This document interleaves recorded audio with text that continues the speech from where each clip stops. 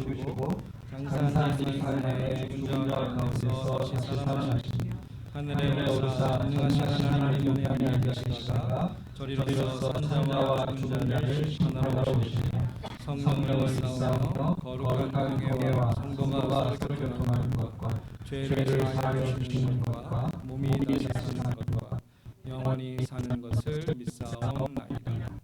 아멘. 찬송하겠습니다. 찬송가 40장 생사찬송가 79장.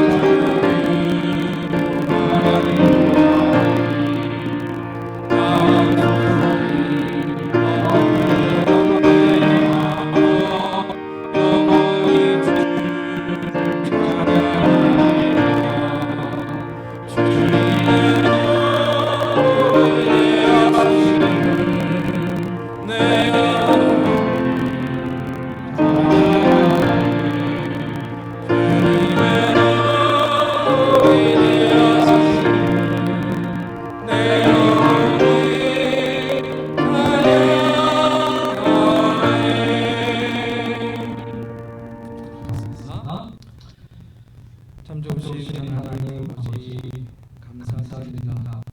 지난 한 주간의 삶을 하나님께서 지켜주시고 우리의 모습과 또 어떠한 것과 상관없이 우리를 변함없이 사랑하시며 지키시며 도우시는 하나님, 그 은혜와 사랑을 기억하여 감사와 찬송을 올려드립니다. 주여 우리의 모습을 날마다 새롭게 하여 주시옵소서. 하나님께서 선하신 뜻과 목적으로 이 땅에 창조하셨는데 인간의 욕심과 어리석음과 또 거짓된 마음으로 인하여 우리가 하나님 앞에 순종하지 못하고 이 세상이 고통과 외로움으로 가득한 하나님 그러한 일들을 만나고 있는데 주님 하시는 사랑하며 용서하며 또 하나님 앞에 순종하고 거룩하고 진실하며 정직하게 살아가기에 주님 하나님의 사람들 주의 백성들이 가득한 천국을 이루어 주시기를 원합니다. 뜻이 하늘에서 이루어진 것 같이 땅에서도 이루어지라. 하나님의 계획과 목적이 우리 개인의 삶에서 엄청난 축복과 은혜를 나타나게 하시고 주시는 은혜와 사랑을 베풀게 무력함이 없도록 우리들에게 믿음과 능력과 지혜와 또 풍성한 복으로 날마다 채워주시기를 원합니다. 끝나지 않을 것 같았던 고통과 아픔이 지나가고 있는데 하나님께서 여전히 아직도 외로운 마음을 당하는 이웃들이 있습니다. 하나님의 긍휼을 베풀어주시고 하나님의 땅을 고쳐주셔서 다시 이전처럼 하나님 앞에 자유롭게 예배하며 또 우리의 일상을 살아갈 수 있도록 주님 도와주시기를 원합니다. 우리의 마음이 좋아지지 않으시고 늘 불고 나며 선한 이웃을 사랑하시고 어두워져가는 세상 가운데 우리의 선한 실을 통하여 빛과 소금의 삶을 사는 저희 모두가 되게 하여 주시기를 원합니다. 어린 자녀들, 우리의 청소년들, 우리의 자녀들을 기억하여 주시고 저들이 어려서부터 하나님을 알고 하나님을 경외함으로 이 땅을 살아갈 때에 믿음으로 또 능력으로 살게 하시고 하나님께서 세우시고 또 부르셔서 주의 일꾼을 되게 하시고 이 땅에 머리가 되지 않는 하나님의 자녀들에게 주시옵소서. 우리가 함께 모여 기도하고 예배하지만 이 자리에 함께하지 않는 우리의 사랑하는 자녀들 그 자리에 하나님 함께 하시고 저들의 행복한 처지대로 위로하셔서 그 상황과 편이 열리게 하시고 있는 자리에서 하나님을 찾고 또 함께 이 자리에 예배할 수 있는 날을 허락하여 주시기를 원합니다. 모든 영광과 찬송을 오직 하나님께서만 받아주시고 이 땅에 사는 사람들에게는 활력없는 것과 가득히 임하게 하여 주시옵소서. 예수님의 이름으로 기도하였습니다. 아멘.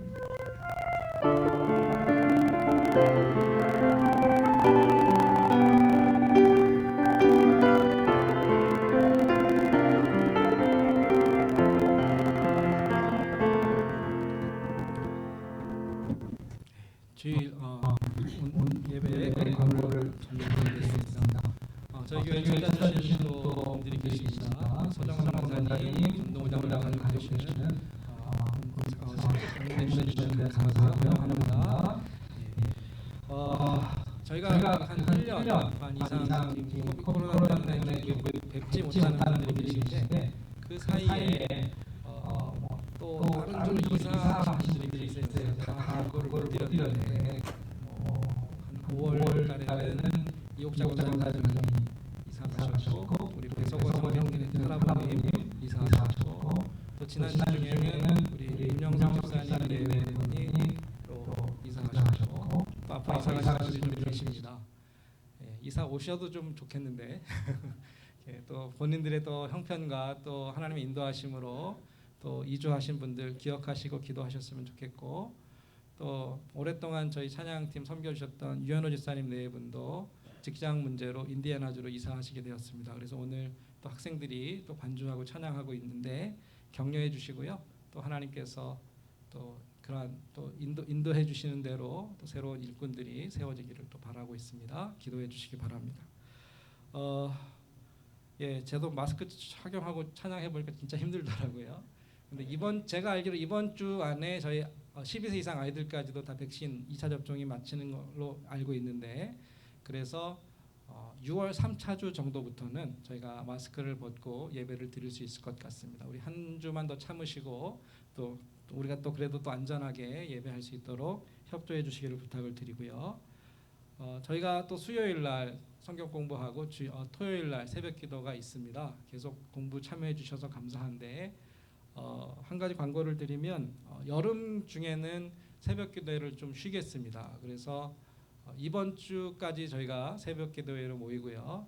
6월 3차 주부터 8월 말까지는 새벽 기도를 쉬고 9월부터 다시 새벽 기도를 할 텐데 그래도 각자 개인적으로 기도하는 시간은 꼭 지켜주시기를 부탁드리고요. 혼자 기도하기 어려우신 분들은 언제든지 알려주시면 제가 신방하거나 또 함께 기도하도록 하겠습니다. 네, 이상 광고 말씀드렸고요. 오늘 주시는 말씀 같이 읽겠습니다. 마태복음 6장 12절과 18절 말씀인데요. 6장 말씀은 다 아시니까 앞에 보시고 또 성경 있으신 분은 마태복음 18장을 찾으시면 되겠습니다. 우리 함께 읽겠습니다. 시작. 우리가 우리에게 죄 지은 자를 사하여 준 것 같이 우리 죄를 사하여 주시옵고. 18장입니다. 시작. 이와 같이 이 작은 자 중에 하나라도 잃는 것은 하늘에 계신 너희 아버지의 뜻이 아니니라. 내 형제가 죄를 범하거든 가서 너와 그 사람과만 상대하여 권고하라. 만일 들으면 내가 그 형제를 얻는 것이요 만일 듣지 않거든 한두 사람을 데리고 가서 두세 증인의 입으로 말마다 확증하게 하라. 만일 그들의 말도 듣지 않거든 교회에 말하고 교회의 말도 듣지 않거든 이방인과 세리와 같이 여기라. 진실로 너희에게 이르노니 무엇이든지 너희가 땅에서 매면 하늘에서도 매일 것이요 무엇이든지 땅에서 풀면 하늘에서도 풀리리라. 진실로 다시 너희에게 이르노니 너희 중에 두 사람이 땅에서 합심하여 무엇이든지 구하면 하늘에 계신 내 아버지께서 그들을 위하여 이루게 하시리라. 두세 사람이 내 이름으로 모인 곳에는 나도 그들 중에 있느니라. 그때에 베드로가 나와 이르되 주여 형제가 내게 죄를 범하면 몇 번이나 용서하여 주리이까? 7번까지 하오리이까? 예수께서 이르시되 내게 이르노니 7번뿐 아니라 7번을 70번까지라도 할지니라. 아멘. 자리에 앉겠습니다. 예수님께서 가르쳐 주신 기도, 주기도문에 대한 말씀을 저희가 계속 공부하고 있고요.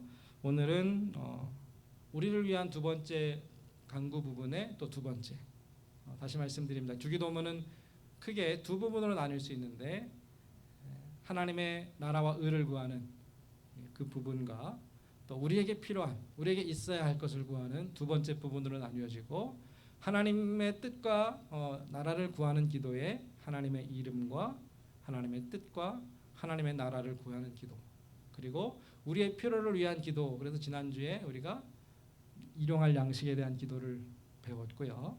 오늘은 용서에 관한 말씀입니다. 우리 죄를 사하여 주옵소서. 21세기에 들어오면서 새로운 어떤 철학, 생각들이 나타났는데 우리가 가리킨 종교다원주의라고 합니다. 이런 이야기 들어보셨습니까? 산 꼭대기, 산 정상에 오르는 길은 여러 가지가 있다. 어느 길로 가든지 정상에 도착할 수 있다. 이게 종교와 무슨 상관이 있나요? 결국 종교가 가르치고자 하는, 종교가 전하고자 하는 것은 인간의 행복이고 또 사랑이고 화해이고 평화인데, 모든 종교가 표현은 다를 수 있어도 결국 그러한 목적을 지향하고 있기 때문에 서로 인정하고 서로를 존중해줘야 한다. 그런 이야기입니다. 그 취지는 우리가 어느 정도 이해할 수 있지만 제가 동의할 수 없는 한 가지가 있습니다. 과연 모든 종교가 같은 것을 가르치는가, 이 부분입니다. 성경을 곰곰이 공부하고 읽어보시면 금방 이해하실 겁니다. 다릅니다. 많은 부분이 다른데 특별히 이 용서에 대한 부분은 모든 종교가 똑같이 말하고 있지 않습니다. 하나님께서 우리를 용서해 주십니다. 어떻게 용서하셨나요? 모르세요? 용서를 받아보신 적이 없습니까? 우리가 하나님의 용서를 받았습니다. 어떻게 용서를 받았나요? 하나님의 은혜로, 예수 그리스도의 그 피에, 그 희생의 대가로 우리는 값없이 용서를 받았습니다. 만약에 우리가 용서를 받기 위해서는 벌을 받아야 하고 죄값을 치러야 그 후에 용서를 받을 수 있다라면 성경의 복음이 아니죠. 내 분이 풀릴 때까지 막 욕을 하고 화를 내고, 그 다음에 내가 정말 감정이 다 풀린 다음에 이제 한번 용서에 대해서 이야기해보자. 정말 손이 발이 되도록 싹싹 빌고 난 다음에 내가 너 용서해 줄게. 그렇게 할 수 있어요. 제 말씀은 성경의 용서는 그것이 아니라는 겁니다. 만약에 우리가 죄의 대가를 다 치르고 죄값을 다 지불한 다음에 용서받는 것이라면, 성도 여러분, 우리가 이제 죽고 난 다음, 구원받은 성도일지라도 죽고 난 다음에 천국으로 바로 못 갑니다. 어디부터 가야 돼요? 지옥에 가서 이 땅에서 지은 죄를 다 달게 받고 뭐 형을 뭐 10년을 살지 뭐 100년을 살지 모르지만 지옥에 가서 받을 벌을 다 받은 다음에 천국 가야 용서가 되겠죠. 이 세상 이치가 그런 것 아닙니까? 죄 지은 값을 치른 다음에 용서하는 것이 세상의 가르침인데 우리가 믿는 하나님은 그렇게 하지 않으십니다. 우리의 모든 죄를 그 아들 예수 그리스도께서 대신 담당하게 하시고 예수님께서 우리를 위하여 먼저 벌을 받으신 다음에 우리를 용서해 주셨습니다. 죄를 씻는 것은 그 다음이죠. 죄 다 씻은 다음에 용서해 주시는 것이 아니라 용서해 주신 이후에 이제 우리가 하나님의 자녀답게 거룩한 성도로 살게 하시는 거죠. 그 차이를 이해하셔야 합니다. 주님께서 마태복음 18장 우리가 읽은 본문 바로 이어 나오는 이야기인데 1만 달란트 빚진 자가 있어요. 1만 달란트가 얼마인지 모르셔도 됩니다. 어쨌든 이 액수는 갚을 수 없는 도무지 갚을 수 없는 빚을 진 사람이 있었다라는 거고요. 근데 그 큰 빚을 왕이 그냥 용서해 줬어요. 그래서 forgiving이라고 합니다. 용서해 줬다라는 거예요. 뭐 그 지불을 유예해 줬다, 나중에 갚아라, 그 늦추어 줬다라는 말이 아니고요. 그냥 그 자리에서 그것을 그 차용 증서를 찢어버린 겁니다. 부채를 탕감해 준 것이죠. 그런데 문제는 그렇게 용서받은 사람이 그 자리를 떠서 나가다가 자기에게 별로 크지 않은 100데나리온이라는 한 1년치도 안 되는 봉급의 액수, 물론 큰 돈이지만 자기는 1만 달란트라는 어마어마한 액수의 빚을 용서받았는데 그 용서받은 그 종이 자기 친구의 빚은 비교적으로 작은 그 빚은 용서하지 않았다라는 것이죠. 감옥에 들어가서 내 돈 갚을 때까지 너는 나올 수 없다. 그러니까 이 소식을 들은 그 처음 주인이 종을 다시 불러다가 네가 네 친구에게 한 그대로 똑같이 해주겠다. 나도 너를 감옥에 집어넣을 테니 1만 달란트 다 갚아라. 그랬습니다. 이것을 뒤집어서 말하는 것이 예수님의 기도의 가르침입니다. 우리가 우리의 죄를 사하여 준 것 같이 우리의 죄를 사하여 주옵소서. 우리가 우리의 죄를 용서하지 않으면 하나님께서도 우리의 죄를 용서하지 않으실 것이다. 성도 여러분, 용서가 이토록 중요한 겁니다. 그리고 용서가 이토록 어려운 겁니다. 성경에 많은 계명이 있어요. 어떤 계명이 제일 어려울까요? 전도하는 거, 뭐 기도하는 거. 저는 용서가 제일 어려운 것 같아요. 그리고 이 용서가 기독교의 핵심입니다. 하나님의 사랑이 우리에게 어떻게 나타났나요? 예수 그리스도를 통하여. 우리의 죄를 용서하신 사랑을 통하여 예수님의 하나님의 사랑이 우리에게 나타났습니다. 십자가는 무엇입니까? 우리의 죄를 용서하신 사랑입니다. 기독교의 핵심이 용서이고 우리가 믿는 신앙의 그 중심에 용서가 있는데 그러나 그렇기 때문에 참으로 어렵고 힘들고 하나님의 능력으로만 가능한 것이 또한 용서이죠. 우리의 본성이요, 누구를 그냥 용서해 주는 것 허락하지 않습니다. 그래서 이 하나님의 사랑, 용서해 주시는 사랑을 이해하기가 쉽지 않아요. 예수님께서 이 땅에 사신 많은 일들 중에 우리가 잘 이해하지 못하는 것이 있습니다. 그 중에 하나가 무언가 하면 간음하다 현장에서 잡힌 여인을 용서하신 거예요. 간음하다가 현장에서 잡혔다. 간음이 뭔지 혹시 모르시는 분들, adultery, 간통이라 그래요. 남의 결혼한 사람, 뭐 남의 아내, 뭐 남의 남편, 그렇게 간음하다가 현장에 잡힌 여인을 사람들이 데리고 왔어요. 현장에서 죄를 짓다 잡혀온 사람이기 때문에 뭐 변명할 수도 없죠. 죄를 지은 것이 확실합니다. 뿐만 아니라 그 죄에 대한 형벌도 확실해요. 하나님 뭐라고 하셨냐면 돌로 쳐 죽이라. 유대법에 하나님 법에 간음은 살인죄 사형에 해당하는 죄입니다. 죄를 지은 사람을 법대로 심판하는 것과 죄를 지었는데 그냥 집으로 돌려보내는 것, 어느 게 옳은 거예요? 성도 여러분, 어떻게 하는 것이 맞습니까? 놀랍게도 예수님께서는 그 여인을 그냥 집으로 돌려보냅니다. 나도 너를 정죄하지 아니하노니, 나도 너를 죄 있다라고 말하지 아니하노니 다시는 죄를 범하지 말라. 용서해 주셨어요. 이해할 수 없는 일입니다. 그런데 우리가 이해가 안 돼도 우리는 누구를 따르는 사람들입니까? 주님을 따르는 사람들이죠. 이해하기 때문에 따르는 것이 아니라 주님께서 그렇게 하셨고 명령하셨기 때문에 우리는 그렇게 살아야 할 사람들이죠.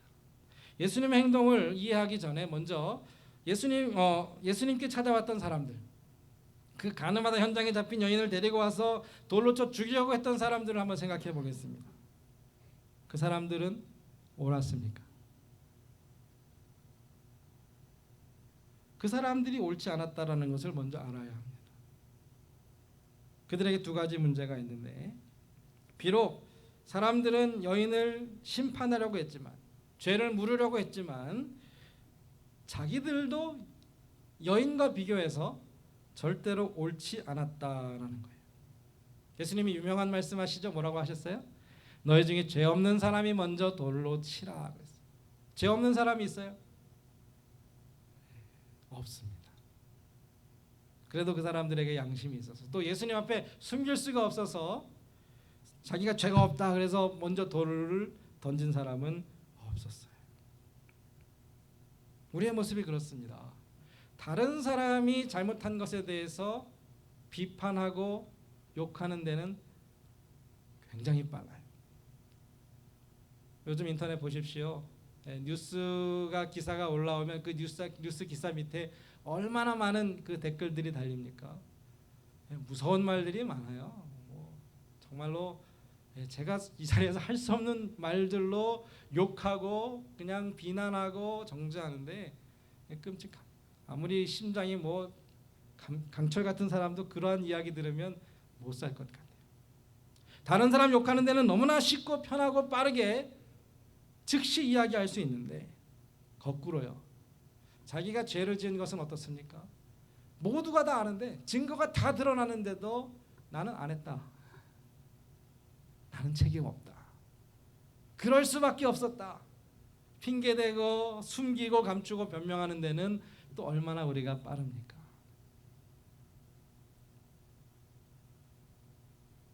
우리도 똑같은 죄가 있고, 또 똑같지는 않지만 다른 수많은 죄들을 짓고 있음에도 불구하고 다른 사람의 죄에 반응하는 모습과 내 죄에 대해 반응하는 모습은 너무나 다르다는 거죠.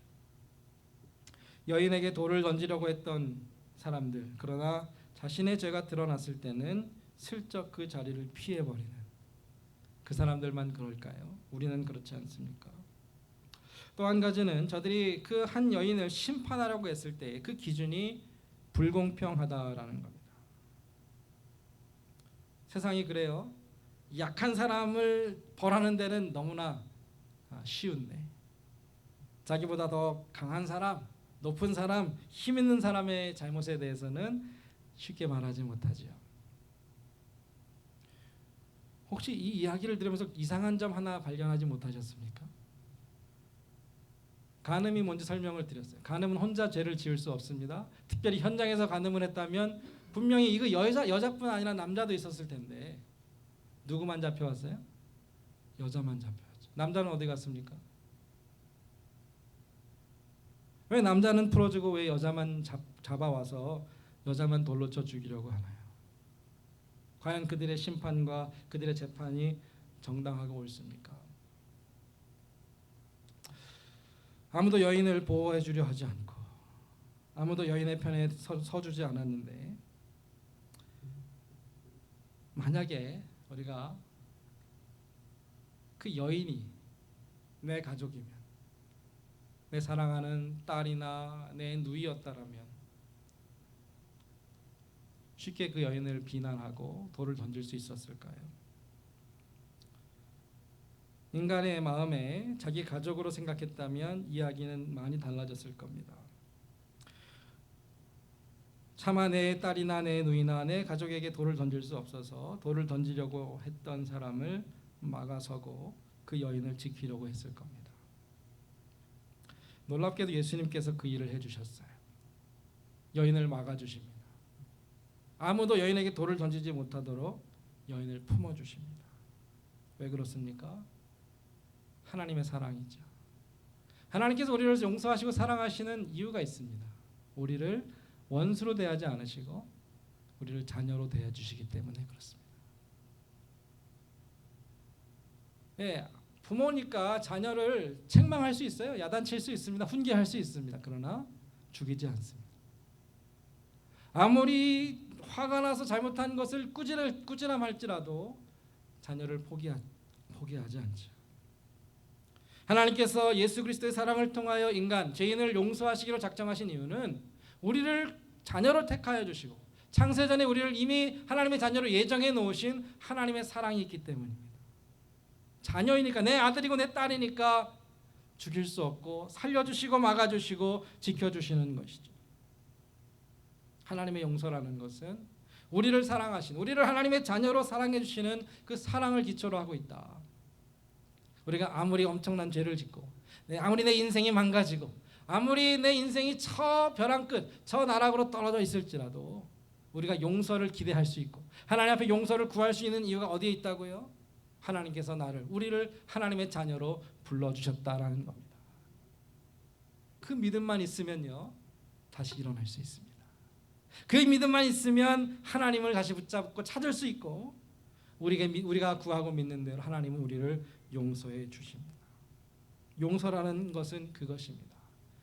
내가 용서해야 될 그 대상을 어떻게 바라보는가? 저가 나의 원수인가? 나의 형제요 자매인가? 우리가 용서할 때에 그 사람 편에 설 수 있어요? 그런데 그 사람 편에만 서 있는 것이 아니라 하나님 편에 서 있는 겁니다. 왜냐하면 이미 하나님께서 이미 주님께서 그 죄인의 편에서 그를 용서하기로 작정하셨기 때문에. 재미있는 사실은 용서하지 않고 손에 돌을 들고 있었던 사람들은 예수님의 반대편에 서게 되어 있었습니다. 교회 안에 어떤 문제가 발생하든지 예수님께서 가르쳐주신 기도는 그 죄를 누구의 죄로 불러야 하나요? 우리의 죄로 부르게 하십니다. 우리가 우리의 죄를 사하여 준 것까지. 우리의 죄가 뭐예요? 우리 한 50명 모였는데 50명이 단체로 죄를 진 게 우리의 죄인가요? 모두가 똑같이 그 일을 했기 때문에 이것이 우리의 죄가 되나요? 아니죠. 이 중에 한 사람이 잘못을 해도 그것은 우리의 죄가 됩니다. 왜요? 우리는 한 몸이기 때문에. 우리가 서로를 형제로 자매로 부르고 있기 때문에. 죄를 지었기 때문에 내가 거리를 두고 나는 반대편에서 손가락질하는 자리에 있는 것이 아니라 여전히 우리는 그리스도 안에서 한 형제요 자매이기 때문에 아무리 화가 나고 아무리 분이 나고 아무리 상처가 나도 그 상대방을 향하여 나의 자매요 나의 형제라고 부르는 것을 멈추지 않습니다. 오늘 본문 마태복음 18장 15절 17절의 말씀 좀 낯선 본문일 수 있습니다. 뭐 형제가 죄를 범하거든 이렇게 하라 저렇게 하라 이 과정들이 나와 있는데 이것이 이제 성경에서 말하는 교회가 해야 하는 권징이라는 말이 있어요. 권징을 설명해 주는. 그래서 이 교회가 권징하거나 치리할 때 이 말씀을 따라서 하고 있습니다. 권징이 뭔가 하면 교회 안에 어떤 죄가 발견되었을 때에 그 죄를 어떻게 처리하는가.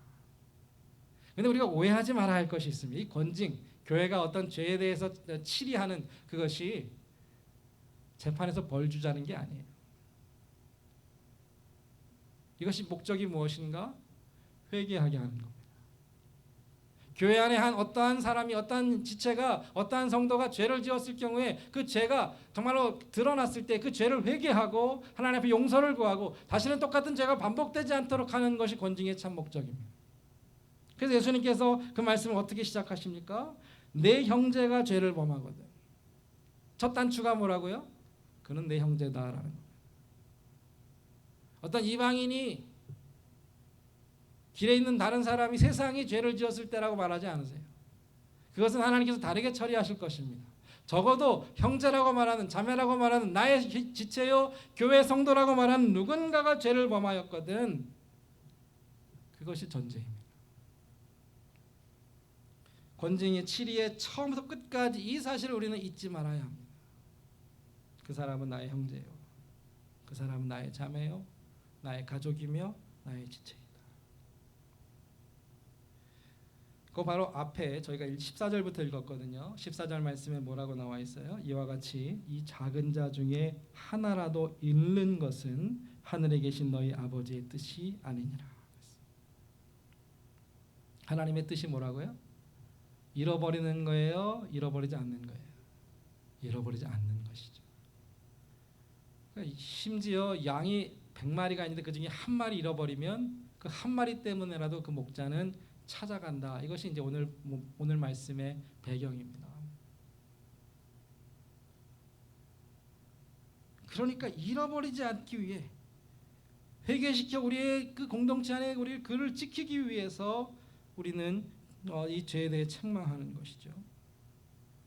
그러면서 주님께서 첫 단계, 처음 해야 할 일이 무엇인가 하면 너와 그 사람과만 상대하라 그랬어요. 너와 그 사람. 누군가 여기 계신 분들이 제가 잘못하는 것을 보시면 어떻게 해야 돼요? 저희 집에 오셔야 됩니다. 성경 말씀대로 하면 목사님 그렇게 하시면 말씀에 맞지 않습니다. 저만 따로 만나셔야 됩니다.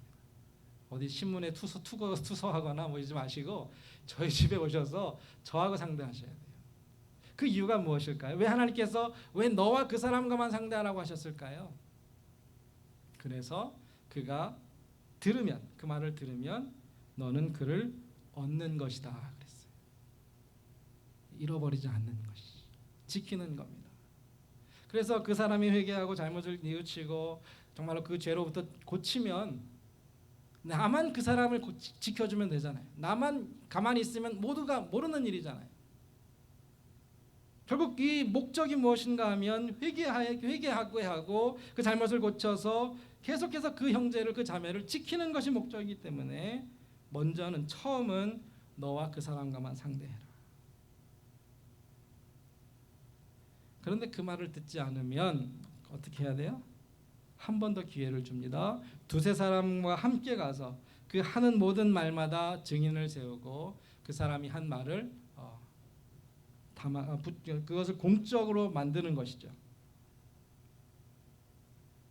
이 단계를 거치는 이유도 목적은 하나입니다. 보호하고 지키기 위해서. 그렇게 해서 그 형제를 얻기 위해서. 근데 우리는 거꾸로 해요. 누군가의 잘못을, 허물을 발견하면 그 사람한테 가지 않습니다. 대신 옆에 사람한테 가서 뒤에서 이야기하고 수군거리고 비방하고,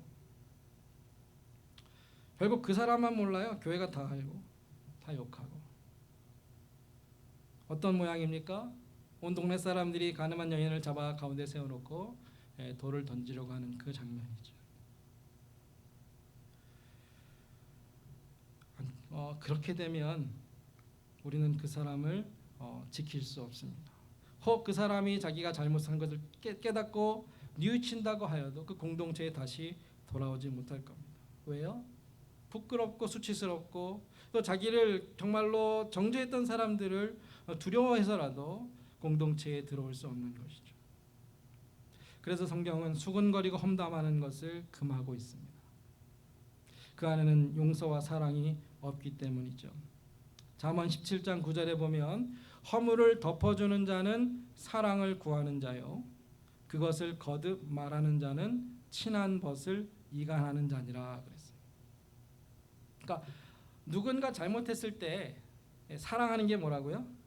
덮어주는 거예요. 덮어주는 게 뭐 그냥 다 없던 거 그냥 모른 척하고 지나가는 게 아니죠. 예수님께서 하신 그대로 하시면 됩니다.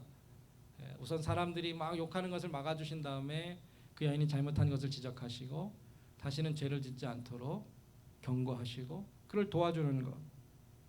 그래서 그 사람과 내가 제가 책임을 가지고 그렇게 나의 사랑 안에 거할 수 있도록 하는 것이 덮어주는 것인데, 예수님의 말씀과 가르침대로 하지 않고 뒤에서 수군거리고 말하면 그것은 결국 우리 관계를 깨트리는, 이간질하는 일이 될 수밖에 없어요.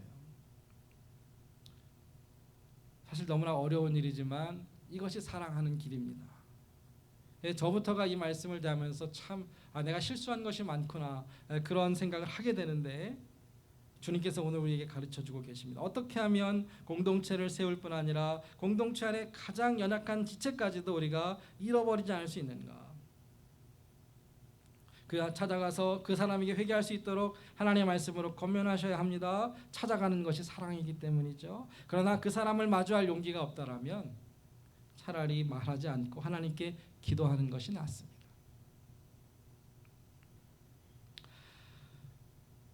그 잘못을 공개하는 것, 그 잘못을 모든 사람에게 다 밝히는 것은 언제 해야 돼요? 마지막에. 개인적으로 찾아가도 듣지 않고 두세 사람이 함께 가서 권면해도 듣지 않으면 교회가 개입해서 교회 앞에 이것을 공개하는 것은 마지막 단계입니다. 왜요? 교회가 하는 순간 그 형제를 자매를 잃을 수 있다라는 그러한 각오를 하고 하기 때문에 그래요. 교회가 말해서 들으면 얻겠지만 교회의 말도 듣지 않으면 뭐라고 해요? 이방인과 세리같이 여기라. 결국 잃어버리게 되는 것이죠. 그러면서 주님께서 이렇게 말씀하십니다. 두 사람이 땅에서 합심하여 무엇인지 구하면 하늘에 계신 아버지께서 그들을 위하여 이루게 하신다. 두세 사람이 함께 모여 기도할 때 나도 그들 중에 있다. 우리 좋아하는 말씀이죠. 우리가 두세 사람이 함께 모여서 기도하면 예수님께서 그 자리에 계시고 그 기도를 들으신대요. 그런데 이 기도, 이 말씀을 주신 이 문맥이 무엇입니까? 예수님께서 정말 듣고자 하시는 기도, 그래서 즉시 응답하시는 기도가 무엇입니까? 한 영혼을 놓고 기도하면서 하나님, 우리의 죄를, 저 사람의 죄를, 우리의 죄를 용서해 달라고. 그 기도는 하나님께서 지체하실 수가 없어요. 교회가 함께 모여서 한 영혼을 놓고 기도하고, 교회가 함께 모여서 그 한 영혼이 하나님 앞에 돌아오기를 간구하고, 그렇게 우리가 화해하고 화합하고 서로 붙잡고 기도하는데 하나님께서 얼마나 기뻐하시겠습니까? 하나님께서 이 역사를 이루시고요, 이 권한과 책임을 교회 공동체에 주셨습니다. 우리가 용서하면 하늘이 용서한대요. 우리가 땅에서 풀면 하늘에서도 풀린대요. 그 반대도 성립합니다. 우리가 용서할 수 없고 우리가 용서하지 못하면 여전히 하나님께서도 용서하지 않으신다라는 거예요. 교회가 막혀있고 교회가 깨어져 있고 교회가 묶여 있는데 하늘에서도 하나님의 복이 임할 수 없다라는 거죠. 하나님은 교회를 통해 역사하시고 내 옆에 있는 형제 자매들을 통해 일하시고 나를 복 주시고 나에게 은혜를 주시는 것은 결국 이 공동체를 통해 주시는데, 우리가 서로 한 몸으로 연합하지 않는다라면 그 복은 임할 수 없습니다.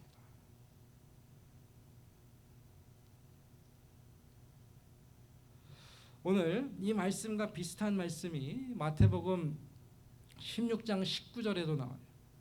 내가 천국 열쇠를 내게 주리니 내가 땅에서 무엇이든지 매면 하늘에서도 매일 것이요 내가 땅에서 무엇이든지 풀면 하늘에서도 풀리리라 그랬어요.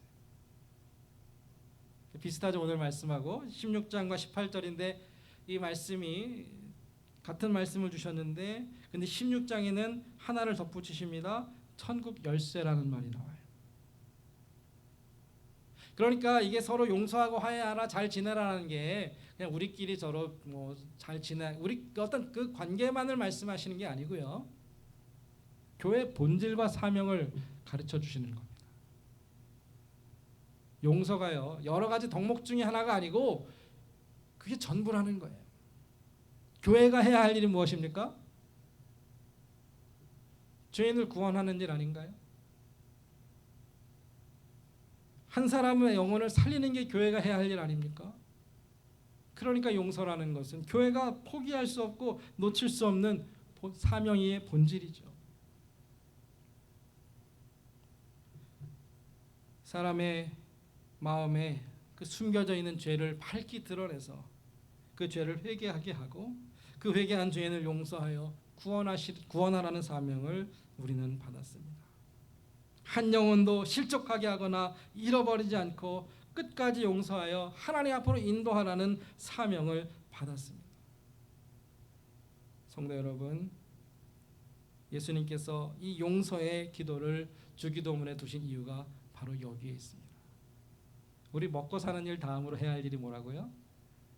한 사람을 회개시켜 하나님 앞으로 인도하는, 그가 하나님 앞에 무릎 꿇고 용서를 구할 때에 우리가 함께 기도해주고 함께 용서하여 그 영혼이 주님 앞으로 돌아오게 하는 일이 우리가 이 땅에서 해야 할 사명이라는 겁니다.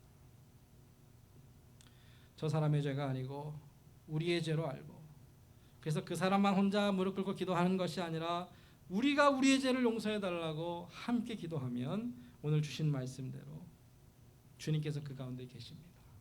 두 사람이 합심하여 기도하는 그 기도를 주님께서 들으시고 이루어 주신다라는 겁니다.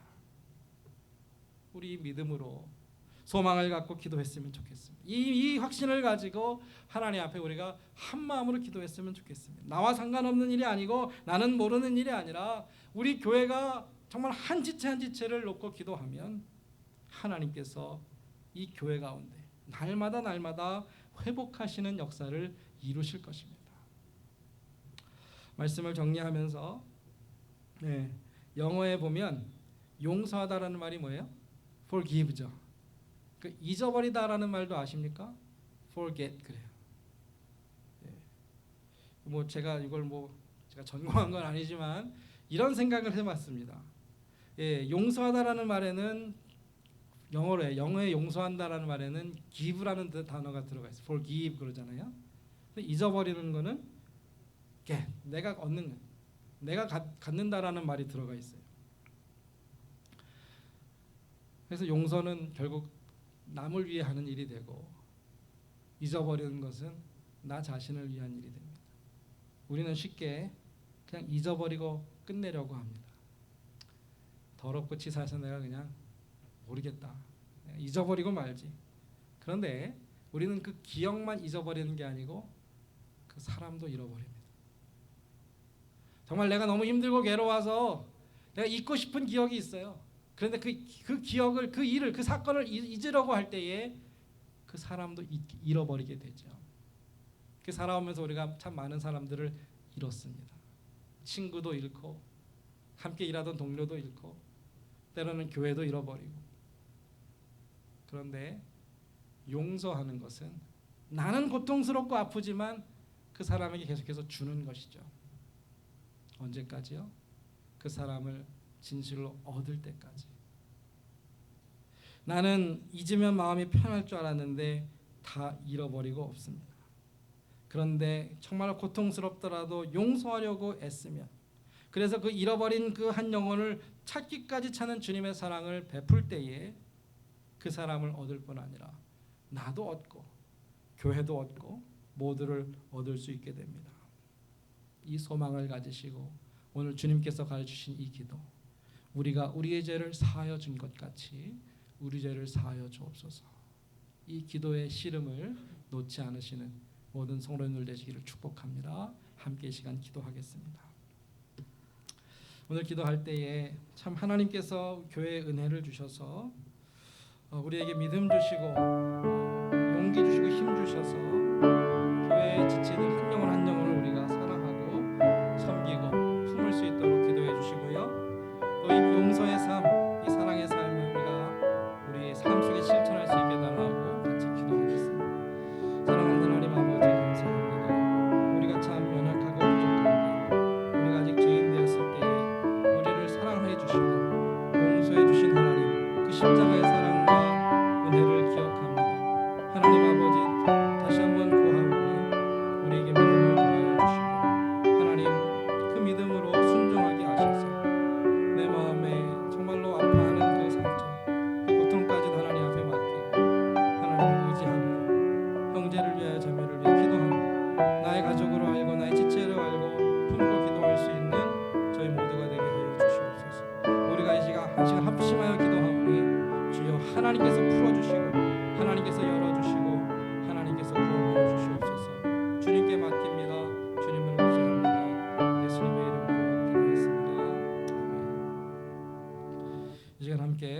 기도하시면서 헌금하겠습니다. 찬송가 263장입니다.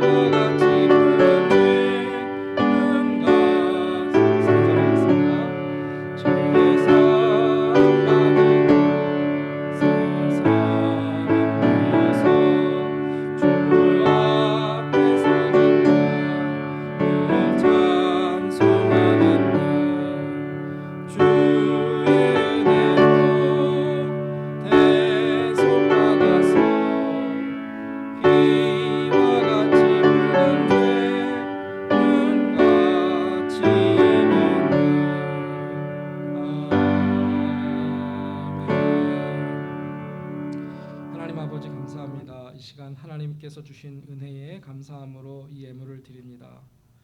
주님의 것임을 알고 내 인생 우리의 삶 모든 것이 또 주의 것인 것을 인정하고 그러나 하나님 앞에 헌신하고 맡길 때에 하나님께서 더 풍성한 것과 은혜로 채워주실 줄로 믿습니다.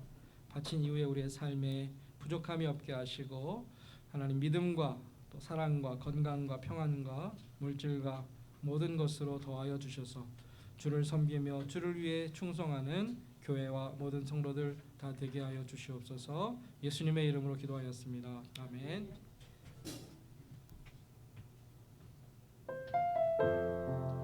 우리 자리에서 일어나실까요? 함께 일어나셔서 우리 찬송으로 서로를 축복하겠습니다.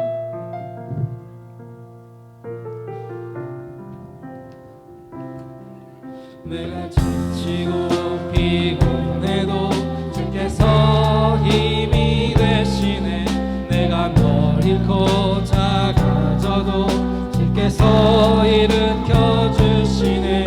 나는 새 사랑 축복의 사랑 주님이 항상 너와 함께하리라. 너는 새 사랑 축복의 사랑 주님이 항상 너와 함께하리라. 다시 한번 찬양하겠습니다. 내가 지치고 피곤해도 주께서 힘이 되시네.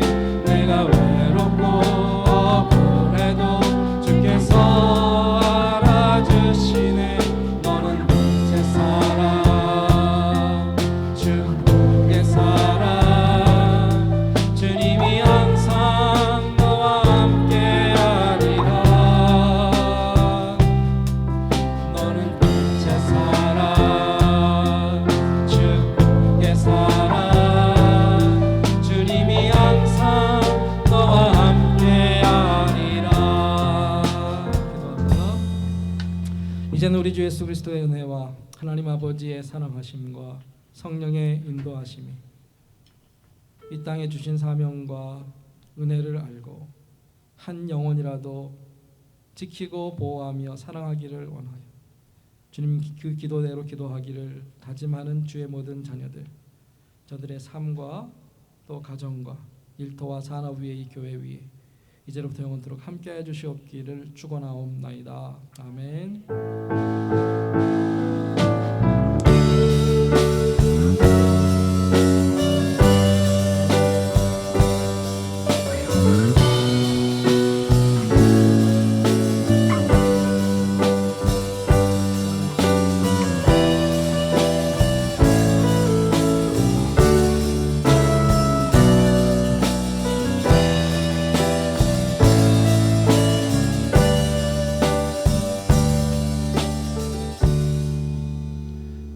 있겠습니다. 오늘 6월 첫 주여서 6월 생일 축하가 있겠습니다. 6월 생일인 분들을 다 앞으로 나와 주시기 바랍니다.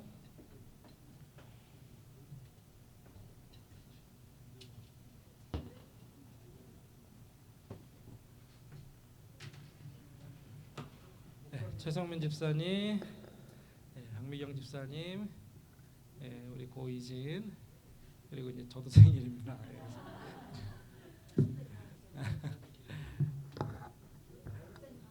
예, 뭐 생일이 잘못한 것도 아니니까 우리 함께 축하 노래 부르겠습니다.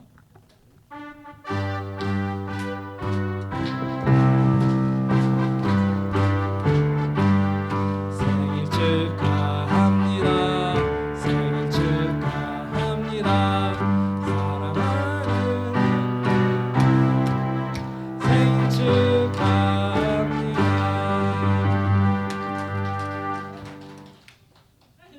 기도하겠습니다. 하나님 아버지 감사합니다. 저희들에게 또 생일 축하할 수 있는 기회를 주시고 우리의 삶을 또 이제까지 인도하셔서 호흡하게 하시고 살게 하시니 감사합니다.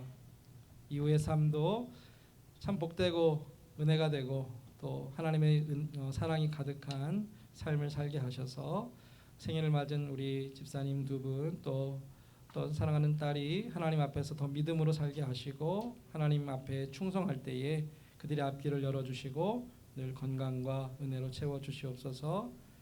이제 예배 후에 친교할 때에 하나님 그 식탁과 교제 가운데 함께 하시고 우리가 나누는 대화를 통하여 하나님의 사랑을 풍성히 나눌 수 있도록 도와주시고 또 대접하고 준비하는 모든 가정과 손길들 위해 하나님 만배나 갚아 주시옵소서. 예수님의 이름으로 기도합니다. 아멘. 함께 친교 나누겠습니다.